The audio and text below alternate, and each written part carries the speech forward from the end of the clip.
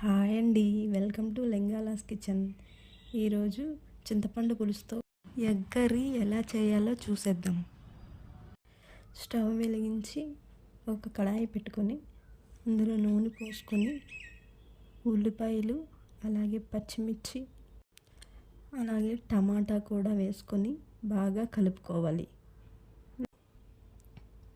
తర్వాత సరిపడినంత సాల్ట్ అలాగే కారం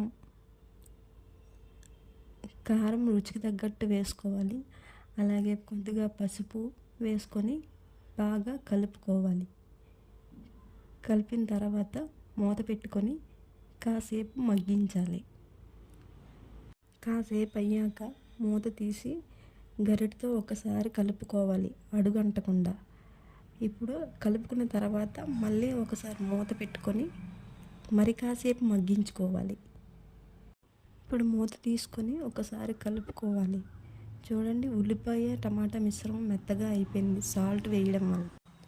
ఒక గ్లాసు వాటర్ అందులో వేసుకొని అలాగే ఎగ్స్ కూడా వేసుకొని ఒకసారి కలుపుకొని మూత పెట్టుకోవాలి. ఎగ్స్ వేయించి కూడా పులుసు పెట్టుకుంటారండి. కొంతమందికి అలా ఇష్టం, కొంతమందికి ఇలా ఇష్టం. మీరైతే ఎలా తింటారు కామెంట్ చేసి చెప్పండి.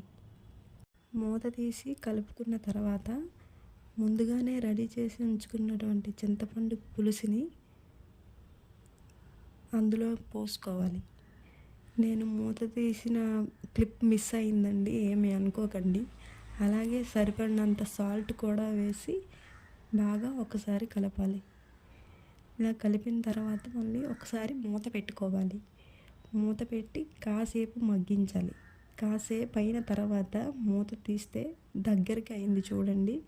స్టవ్ ఆఫ్ చేసుకొని కొత్తిమీరతో గార్నిష్ చేసుకుంటే ఎగ్ పులుసు రెడీ అయినట్టే అండి. Thank you for watching.